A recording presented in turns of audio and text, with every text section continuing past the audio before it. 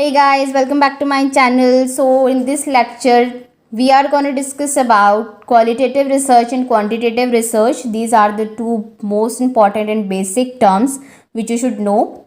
So if you are new to my channel, don't forget to like, subscribe and share my channel. So we are starting our lecture with the definition of qualitative research. Qualitative research is defined as a market research method that focus on obtaining data through open-ended and conversational communication. So basically qualitative research में हम क्या करते हैं, एक तरीके से obtain करते हैं डेटा को, जिसको कि एक मार्केट रिसर्च डिफाइंड मेथड भी बोला जाता है.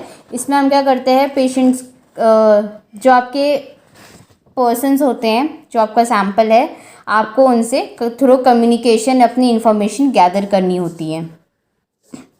For example, on successfully interviewing female customers visiting the nearby stores and malls and selecting them through random sampling, it was known that the store doesn't have enough items for women, so there were fewer women visiting the store, which was understood only by personally interacting with them and understanding why they didn't visit the store, because there were more male product than female ones. So एक example के तौर पे आप लेंगे कि एक place है, वहाँ पे स्टोर्स और मॉल्स है, तो जो फीमेल्स वहाँ पे जा रही हैं उनसे इंटरव्यू किया गया, उनको रैंडम सैम्पलिंग के थ्रू सेलेक्ट किया गया.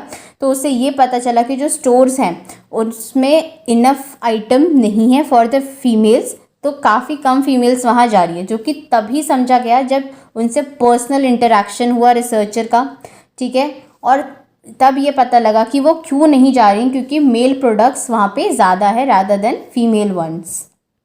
So here is the overview of qualitative research process. So these are the steps. There are 12 steps in qualitative research process. First is your identifying research problem area. Then second, formulating broad study objective. Third is a review of the literature. Fourth is entry in the research setting. Then fifth is selecting research approach or design. Then small sample, establishing ethical consideration, planning a tool, data collection, organizing data for analysis and interpretation of data and disseminating research findings. तो इसमें सबसे पहले आप क्या करेंगे, अपने research problem area को identify करेंगे, फिर आप ब्रॉड स्टडी ऑब्जेक्टिव्स फॉर्मुलेट करेंगे, उसके बाद आप लिटरेचर रिव्यू करेंगे, देन अपनी रिसोर्स सेंटर्स जो है आपकी सेटिंग्स उसमें एंट्री करेंगे, उसके बाद आप अपने रिसर्च अप्रोच या रिसर्च डिज़ाइन को सेलेक्ट करेंगे, देन आप एक स्मॉल सैम्पल कलेक्ट करेंगे, उसके बाद एथिकल कंसिडरेशन आपको इस्टेब्लिश करना है, फिर आपको एक टूल प्लान करना है, देन आपको डेटा कलेक्ट करना है, उसके बाद आपको अपने डेटा को ऑर्गेनाइज करना है, देन एनालिसिस और इंटरप्रिटेशन करना है, एंड देन डिसेमिनेट करनी है आपके रिसर्च फाइंडिंग्स को. So we will discuss the steps broadly here. So identifying research problem area, this is your first step. तो इसमें आप क्या करेंगे, ब्रॉड रिसर्च एरिया लेंगे एंड देन आप नैरो डाउन होते चले जाएंगे, less understanding about the phenomena, और आप फिनोमेना पे ज़्यादा बेसिक फोकस नहीं करेंगे, अपनी प्रॉब्लम पे करेंगे. So identifies a central phenomena being investigated which could be issue और प्रोसेस. तो आपको क्या करना है, सेंट्रल फिनोमेना आइडेंटिफाई करना है, जो कि कोई इशू भी हो सकता है या कोई भी प्रोसेस हो सकता है जिसको आपको इन्वेस्टिगेट करना है. एग्जाम्पल्स आपको दिया है, study of experience of tsunami survivor in coastal area. तो जो कोस्टल एरिया में जब सुनामी आता है तो उनसे जो लोग सर्वाइव कर जाते हैं उनका एक्सपीरियंस अगर आपको स्टडी करना है तो.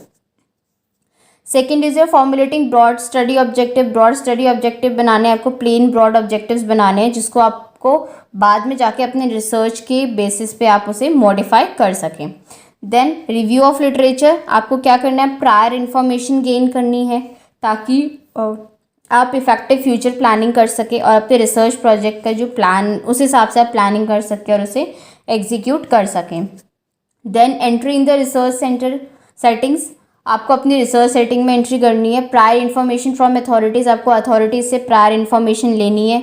Contact with key informants who will share the information about phenomena and subject, आपको क्या करना है, वहाँ के जो की इन्फॉर्मेंट्स यानी जिनको जो ज़्यादा नॉलेजेबल है, जिनके कॉन्टैक्ट में आप रहेंगे, जिनसे आपको इन्फॉर्मेशन मिलेगी, आपको उनसे भी कॉन्टैक्ट में रहना है. देन सेलेक्टिंग रिसर्च अप्रोच और डिज़ाइन, आप अपने नेचर जो है आपका क्वेश्चन जो आपका है रिसर्च प्रॉब्लम जो है उसके बेसिस पे आप डिपेंड करेगा आपका आप किस मेथड को यूज़ करना चाहेंगे। लाइक ग्राउंडेड थ्योरी स्टडी करना है, केस स्टडी करनी है, historical study, action research study, phenomenological studies और इथिनोग्राफिक स्टडीज़, ये आपका डिज़ाइन होगा। देन सेलेक्टिंग स्मॉल सैम्पल, आपको स्मॉल सैम्पल सेलेक्ट करना है। क्वालिटेटिव स्टडीज़ जो होती हैं आपकी इन डेप्थ इसमें इंक्वायरीज होती हैं, ठीक है। तो आप small sample size like 10 to 15 samples आप सेलेक्ट करते हैं। सिंगल सैम्पल भी आप सेलेक्ट कर सकते हैं, there is no any boundation. Then establishing ethical consideration, आपको एथिकल कंसिडरेशन स्टैब्लिश करनी है। तो इसमें आपको क्या करना है, एक इन्फॉर्म कंसेंट लेना है पार्टिसिपेंट से, अपने जो डेटा कलेक्शन है उसमें एरर्स को अवॉइड करना है। Doing justice to participants in analysing the data, जब आप डेटा एनालाइज करेंगे तो अपने पार्टिसिपेंट्स के साथ भी आपको जस्टिस करना है। Then maintaining confidentiality of information and anonymity of the subjects, यानी आपको जो इन्फॉर्मेशन मिल रही है आपको उसे कॉन्फिडेंशियल रखना है, यानी कि उसको अपने तक ही रखना है, और जो आपके सब्जेक्ट्स हैं उनकी आइडेंटिटी को भी अपने तक ही रखना है। And privacy you should maintain, कि आप जो इन्फॉर्मेशन आपको दी जा रही है आप उन्हें दे रहे हैं वो आपके बीच में ही रहे। Then planning tools for data collection, data collection के लिए टूल्स प्लान करने आप सेमी स्ट्रक्चर्ड और अनस्ट्रक्चर्ड टूल्स यूज़ कर सकते हैं। मोस्ट ऑफ द टूल्स जो हैं वो ओपन एंडेड होने चाहिए। तो डेटा आप कैसे कैसे कलेक्ट कर सकते हैं, वीडियो टेपिंग से कलेक्ट कर सकते हैं, टेप रिकॉर्डिंग से कलेक्ट कर सकते हैं, फोकस ग्रुप इंटरव्यू से कलेक्ट कर सकते हैं, फोटोग्राफ्स और आपके रिफ्लेक्टिव जर्नल्स वगैरह कुछ होते हैं, फील्ड नोट आप यूज़ कर सकते हैं, ट्रांसक्रिप्ट्स यूज़ कर सकते हैं, क्यूमुलेटिव डायरीज भी आप यूज़ कर सकते हैं। देन कलेक्टिंग डेटा, अब आप डेटा कलेक्ट करेंगे तो interview and observation are the two common types of data collection method used in qualitative studies. rapport building and confidence establishment are two essential tasks a researcher must accomplish before starting data collection. So जो qualitative studies होती है उसमें आपके दो most common और most effective और most used methods होते हैं, इंटरव्यू और ऑब्जर्वेशन के। इसी के थ्रू इन्फॉर्मेशन गैदर की जाती है मोस्टली क्वालिटेटिव में। और जब अगर कोई रिसर्चर है वो अपनी रिसर्च करना चाहता है, कंडक्ट करना चाहता है, तो उसे टू असेंशियल टास्क जो होते हैं पहले करने होते हैं, जो कि आपके रेपोर्ट बिल्डिंग होती है पेशेंट और रिसर्चर आपके बीच में रेपोर्ट अच्छी बिल्ड होनी चाहिए, ट्रस्ट रिलेशनशिप बिल्डअप करना चाहिए, और confidence establishment. Then comes organising data for analysis. अब आप डेटा कलेक्शन करेंगे तो अपने डेटा को एनालिसिस करने के लिए भी ऑर्गेनाइज करेंगे, तो इसमें टेक्निक्स आती हैं आपकी listing, categorising, comparing and laddering. Then analysis and interpretation of data. अब आपने डेटा को क्या किया, ऑर्गेनाइज कर लिया, तो उसके बाद एनालाइज और इंटरप्रेट करेंगे। So here analysis is challenging task. Analysis begins with data collection, usually involve an examination of words rather than numbers. No universally accepted rule for analysis, यानी कि जो एनालिसिस है वो आपका काफ़ी चैलेंजिंग टास्क होता है। और एनालिसिस जब आप डेटा कलेक्शन करना स्टार्ट करते हैं उसी के साथ शुरू हो जाता है। उसके बाद आपको क्या करना होता है कि इसमें मेन फोकस आपको अपना रखना होता है वर्ड्स पे, कि आप क्या वर्ड्स यूज़ कर रहे हैं रादर देन नंबर्स, क्योंकि क्वालिटेटिव में वर्ड्स का ज़्यादा इंपॉर्टेंस होता है रादर देन नंबर्स। और एनालिसिस के लिए कोई यूनिवर्सली एक्सेप्टेड रूल्स नहीं है, मतलब कोई ऐसे रूल्स फॉर्म नहीं हुए कि आप कैसा एनालिसिस करेंगे, it's up to you. And can also be analyse using descriptive coding, indexing, narrations, integrative diagrams and thematic analysis. तो आप एनालिसिस करेंगे वो आप डिस्क्रिप्टिव कोडिंग के थ्रू भी कर सकते हैं, इंडेक्सिंग के थ्रू भी कर सकते हैं, नरेशंस के थ्रू भी कर सकते हैं, और इंटीग्रेटिव डायग्राम्स वगैरह के थ्रू भी कर सकते हैं, और थीमेटिक एनालिसिस की वजह थ्रू भी कर सकते हैं। Then last is a disseminating the research finding. अब आपने रिसर्च फाइंडिंग्स जो बनाई हैं एट लास्ट, जो आपका रिजल्ट आया आपकी थीसिस का, आपको उसे डिसेमिनेट करना है, यानी कि लोगों में उसे आपको पब्लिक करना है। सो research finding communicated by writing research thesis. अब आप कैसे लोगों को उससे कम्युनिकेट करेंगे? सो रिसर्च फाइंडिंग जब आप कोई एक तरीके से रिसर्च थीसिस लिख के उसे पब्लिक कर सकते हैं, आर्टिकल्स लिख सकते हैं, या ओरल रिसर्च रिपोर्ट आप बोल के आप उसे रिप्रेजेंट कर सकते हैं जब आप किसी साइंटिफिक प्रोफेशनल कॉन्फ्रेंसेस वगैरह में जाएं। इट्स अप टू यू कि आप उसे कैसे लोगों से कांटेक्ट में लाना चाहते हैं। सो इन अ स्टैंडर्डाइज्ड फॉर्मेट, और स्पेशली एक फॉर्मेट में होना चाहिए, ठीक है। अगर आप इंटरनेशनल लेवल पे उसे डिसेमिनेट कर रहे हैं तो इंटरनेशनल गाइडलाइंस को फॉलो करना चाहिए, नेशनल लेवल पे कर रहे हैं तो नेशनल गाइडलाइंस फॉलो आउट होनी चाहिए, और इंस्टीट्यूशनल लेवल पे कर रहे हैं तो इंस्टीट्यूशनल गाइडलाइंस फॉलो होनी चाहिए. So that was all about your qualitative research process. So now we'll see about quantitative research. Quantitative data is defined as the value of data in the form of counts or numbers where each data set has a unique numerical value associated with it. So जो आपका quantitative research होता है इसमें आप क्या करते हैं, numerical values जो होती है आपके काउंट से नंबर्स की फॉर्म में आप डेटा कलेक्ट करते हैं, और हर एक डेटा सेट की अपनी एक अलग न्यूमेरिकल वैल्यू होती है. The data is any quantifiable information that can be used for mathematical calculation and statistical analysis such that the real life decisions can be made based on these mathematical derivations. So जो आप data इसमें collect करते हैं वो आपका quantifiable information होती है, यानी कि आप उसे मैथमेटिकल कैलकुलेशंस के लिए यूज़ कर सकते हैं, अपने स्टैटिस्टिकल एनालिसिस के लिए यूज़ कर सकते हैं, सच दैट कि अगर आप अपने कोई डिसीजन मेक आउट कर रहे हैं तो वो आप इन्हीं मैथमेटिकल डेरिवेशन के बेसिस पे करें. So quantitative data is use to answer questions. जो आप क्वांटिटेटिव डेटा यूज़ करते हैं तो उसमें आपको किन क्वेश्चंस को फॉलो करना होता है, how many, how often and how much. This data can be verified and can also B conveniently evaluated using mathematical techniques. तो ये जो डेटा होता है आप इसे वेरीफाई भी कर सकते हैं और कन्वीनियंटली इवेल्युएट भी कर सकते हैं अपनी मैथमेटिकल टेक्निक्स को यूज़ करके.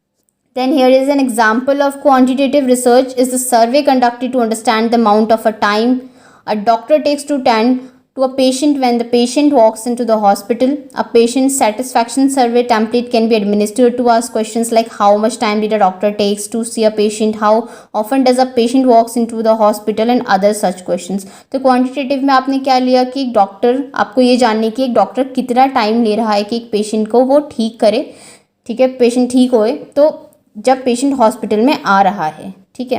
सो पेशेंट का सेटिस्फैक्शन सर्वे आप करेंगे, आप इसमें पेशेंट से कुछ क्वेश्चंस करेंगे कि डॉक्टर कितना टाइम ले रहा है एक पेशेंट को देखने में, और आप कितनी बार हॉस्पिटल आते हैं, और किस तरीके की मेडिसिन आपको प्रिस्क्राइब होती है, कितनी बार मेडिसिन का जो आपका टेन्योर है या मेडिसिन है वो ब्रांड चेंज हो रहे हैं, ऐसे सच questions.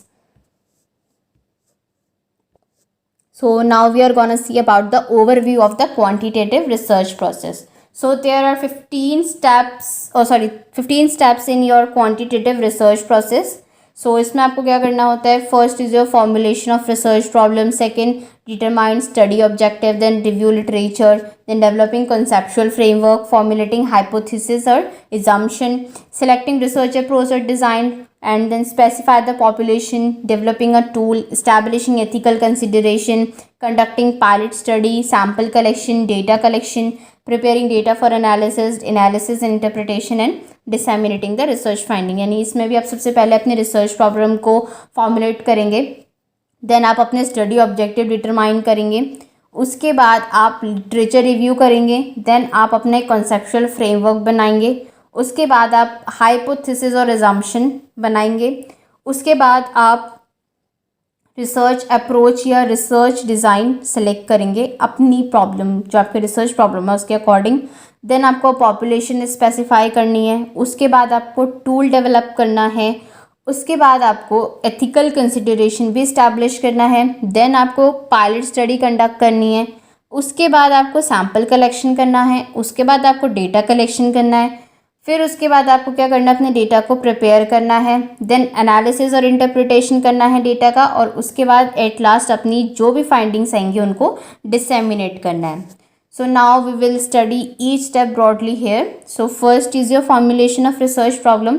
So broad to specific, जो प्रॉब्लम आप सेलेक्ट करेंगे वो ब्रॉड टू स्पेसिफिक जाए, यानी कि एक लार्जर एरिया से एक स्पेसिफाइड नैरोड एरिया में जाए. इंटरेस्टिंग, क्रिएटिव, नोट वर्दी एंड इंडिकेटिव रिसर्च प्रॉब्लम. सो जो आपके रिसर्च प्रॉब्लम है वो आपकी इंटरेस्टिंग होनी चाहिए, क्रिएटिव होनी चाहिए, नोट वर्दी होनी चाहिए, वैल्यूएबल होनी चाहिए, और इंडिकेटिव रिसर्च प्रॉब्लम यानी कि वो आप जिस भी फील्ड में कर रहे हैं उसके डेवलपमेंट में ऐड हो जाए. Originality, solvability and feasibility. तो जो आप रिसर्च प्रॉब्लम सेलेक्ट करेंगे वो ओरिजिनल होनी चाहिए, लाइक उसके बारे में पहले से कोई आप इन्फॉर्मेशन है या पहले से ही वो रिसर्च कंडक्ट की गई है, आप उसे कॉपी पेस्ट कर रहे हैं, तो ये नहीं होना चाहिए। सॉल्वेबिलिटी यानी सॉल्व किया जाने वाला होना चाहिए, और फिजिबल होना चाहिए यानी कि easy to carry out in respect to time, money and man power. So इसमें आप कुछ डायमेंशंस फॉलो करेंगे। First is your substantive dimension. तो सब्सटेंशिव डायमेंशन में क्या होता है, आपका क्लिनिकल और थ्योरेटिकली इंपॉर्टेंट होना चाहिए, ठीक है, और कि क्या प्रॉब्लम आपकी क्लिनिकली और थ्योरेटिकली इंपॉर्टेंट है। Then methodological dimension, best method, कि कौन सा बेस्ट मेथड है जिसके थ्रू आप अपनी स्टडी कर सकते हैं, ठीक है। Then is your practical dimension, adequate resources, कि आपको ये देखने की जो रिसर्च स्टडी आप कंडक्ट कर रहे हैं क्या आपके पास उसके लिए एडिक्वेट रिसोर्सेज हैं। Then at last is your ethical dimension, respect the rights, यानी कि जो भी आप प्रॉब्लम सर्च आउट करेंगे, रिसर्च करेंगे, तो आपको ये देखना है कि जो लोगों के राइट्स हैं क्या वो रिस्पेक्टेड रहेंगे, कहीं हम उन्हें वायलेट तो नहीं कर रहे। For example morning sickness. Then comes determine the study object. फिर आपको क्या करना है, अपने स्टडी ऑब्जेक्टिव्स को डिटरमाइन करना है।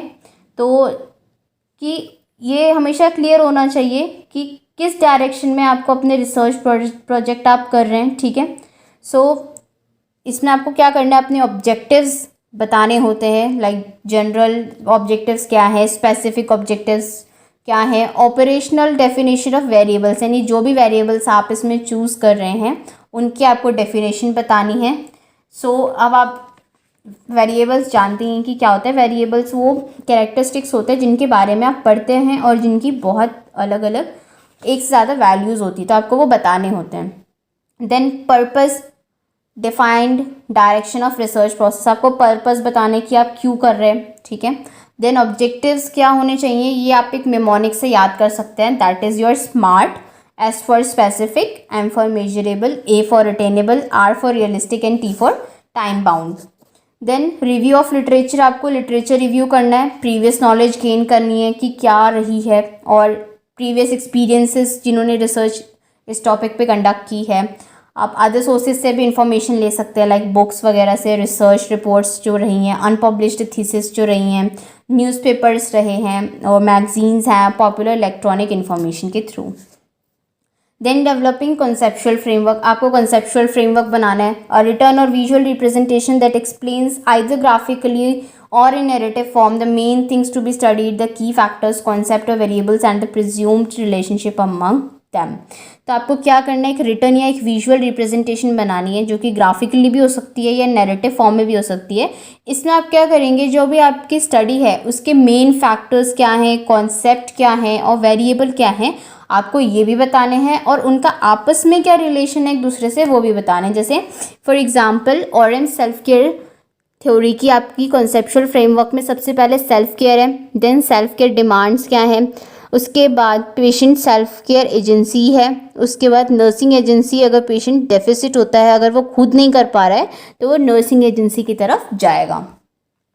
Then formulating hypothesis and assumption, आपको एक अजम्पशन या हाइपोथेसिस बनानी है। Hypothesis is an assumed statement suggesting an answer to a question which may or may not be true। तो हाइपोथेसिस बेसिकली क्या होती है, एक तरीके की assumed statement होती है, तो आप उसमें अपना जो क्वेश्चन है उसका एक आंसर फॉर्मुलेट करते हैं अपनी अजम्पशन के अकॉर्डिंग, जो कि ट्रू भी हो सकता है और ट्रू नहीं भी हो सकता है। For example a correlational study on alcohol intake and incidence of liver disease among people of an urban community at Ludhiana. Here hypothesis will be alcoholics have higher incidence of liver disease. So एक correlational study की गई alcohol intake और incidence of liver disease के बीच में। तो कहाँ की गई है, लुधियाना के जो अर्बन कम्युनिटी वाले पीपल्स हैं जो अल्कोहल इंटेक कर रहे हैं और जिनको लिवर डिजीज़ हो रही है। तो यहाँ पे आप एक हाइपोथेसिस ये बना सकते हैं, alcoholics have higher incidence of liver disease की, जो अल्कोहलिक्स होते हैं उनमें हायर इंसिडेंस होता है लिवर डिजीज़ का, विच मे और मे नॉट बी ट्रू, क्योंकि लिवर डिजीज़ के काफ़ी और इटियोलॉजिकल फैक्टर्स भी होते हैं जिनकी वजह से हो सकता है अल्कोहल इज़ नॉट इम्पॉर्टेंट। तो ये आपकी थीसिस हो गई। सेलेक्टिंग रिसर्च अप्रोच और design, it is a systematic plan to obtain answers to research question. अब जो आपके रिसर्च अप्रोच डिज़ाइन होते हैं, एक तरीके के आपके सिस्टमैटिक प्लान है कि आप किसके कैसे अपने आंसर्स को फाइंड आउट कर सकते हैं। It is a blueprint on research study which enables the researcher to know on whom, what, when, where and how the study will be conducted. एक तरीके का ब्लू प्रिंट है, यानी कि एक तरीके का आपका फॉर्मेट है रिसर्च स्टडी का, जिसकी वजह से जो रिसर्चर होता है उसे ये पता चलता है कि उसे किस पे, क्या, कब, कहाँ और कैसे स्टडी करनी है। तो ये आपके डिज़ाइन से नीचे qualitative design.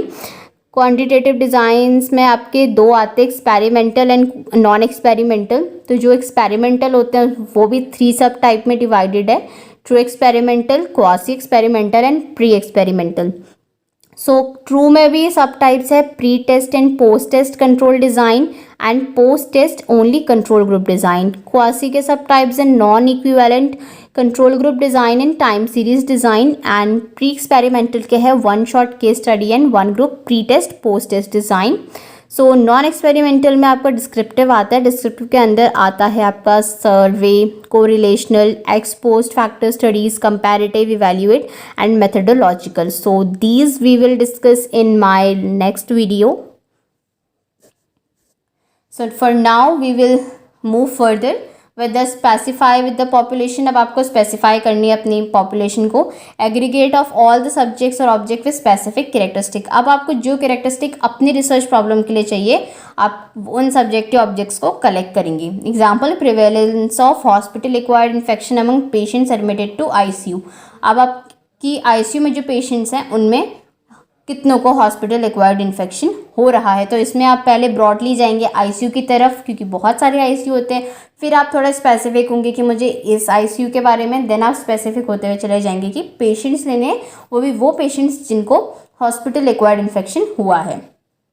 Then developing a tool is an instrument to measure the research variable objectively and accurately as possible. तो जब आप टूल डेवलप करेंगे तो टूल डेवलप एक तरीके से आपको एक इंस्ट्रूमेंट होगा जिससे आप अपनी रिसर्च वेरिएबल्स को ऑब्जेक्टिवली और एक्यूरेटली फाइंड आउट कर सकते हैं, मेजर कर सकते हैं। स्टैंडर्डाइज्ड और डेवलप टूल आप यूज़ कर सकते हैं, स्ट्रक्चर्ड और सेमी स्ट्रक्चर्ड टूल्स भी आप यूज़ कर सकते हैं। Then establishing ethical consideration, ethical consideration आपको इस्टेब्लिश करना है। टेकिंग, इसमें आपको क्या करना है, इन्फॉर्म कंसेंट लेना है पार्टिसिपेंट्स का, एरर्स नहीं करने हैं अपने डेटा कलेक्शन में, यानी काफ़ी कम करने हैं। उसके बाद आपको अथॉरिटीज़ से इंफॉर्मेशन लेनी है, परमिशन लेनी है। देन आपको पार्टिसिपेंट्स के साथ जस्टिस करना है, एंड देन उनकी कॉन्फिडेंशियलिटी और एनॉनिमिटी मेंटेन करनी है। देन कंडक्टिंग पायलट स्टडी, आप एक पायलट स्टडी कंडक्ट करेंगे। Trial run of main study with small sample size, आप क्या करेंगे, पहले अपना ट्रायल रन करेंगे कि स्मॉल सैम्पल साइज लिया, आप देखेंगे कि आपको उसमें उनसे पूछना क्या है। देन सैम्पल कलेक्शन होगा कि आपको अपने रिसर्च के लिए जो भी पॉपुलेशन चाहिए आपको रिप्रेजेंटेटिव सेलेक्ट करने हैं। प्रोबेबिलिटी और नॉन प्रोबेबिलिटी सैम्पलिंग टेक्निक आप यूज़ कर सकते हैं। So next is your data collection. Gather information to pertaining to the topic under the study. Data to be collected through questioning, interviewing and observation method। तो data collection आप करेंगे तो data collection में आपको क्या करना है, जो भी आपका टॉपिक है आपको उसके रिलेटेड इन्फॉर्मेशन गैदर करनी है। फिर आप डेटा क्वेश्चनिंग के थ्रू भी ले सकते हैं, इंटरव्यू के थ्रू भी ले सकते हैं और ऑब्जर्वेशन मैथड्स के थ्रू भी ले सकते हैं। Then preparing data for analysis, अब आपने जो इन्फॉर्मेशन कैरी आउट की है आपको उसे मैनुअली कोड करना है पेपर में, आपकी मर्जी, आप मैनुअली कोड कर सकते हैं या कंप्यूटर ग्रेडिंग शीट पे कर सकते हैं या फिर डायरेक्टली कोई स्टैटिस्टिकल सॉफ्टवेयर पे आप उसे नोट डाउन कर सकते हैं। Then analysis and interpretation of data, अब आपने जो डेटा कलेक्ट किया, ठीक है, उसे नोट डाउन किया, आप उसे एनालाइज करेंगे डिस्क्रिप्टिव और इन्फरेंशियल स्टैटिस्टिक्स के थ्रू।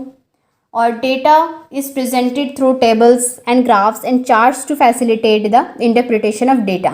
तो इसमें आप क्या करेंगे, क्योंकि क्वांटिटी या रिलेटेड टू नंबर्स है तो आप उसको टेबल्स, ग्राफ या फिर चार्ट के फॉर्म में रिप्रेजेंट कर सकते हैं ताकि वो इजीली समझा जा सके। Then your last is disseminating the research finding, अब आप अपनी रिसर्च फाइंडिंग को डिसेमिनेट करेंगे। तो इसमें आपकी जो फाइंडिंग्स है आप उसे कैसे डिसेमिनेट कर सकते हैं, आप रिसर्च थीसिस लिख सकते हैं, आर्टिकल्स लिख सकते हैं, या अगर कोई कॉन्फ्रेंस वगैरह आप अटेंड करते हैं तो ओरल रिसर्च रिपोर्ट आप प्रोवाइड कर सकते हैं, but according to the guidelines at each level में भी, इंस्टीट्यूशनल, नेशनल और international level. So this was all about your qualitative research and quantitative research. So hope you guys like the video. So don't forget to like, subscribe and share my video, and keep supporting guys, and stay tuned for more videos. Thank you so much.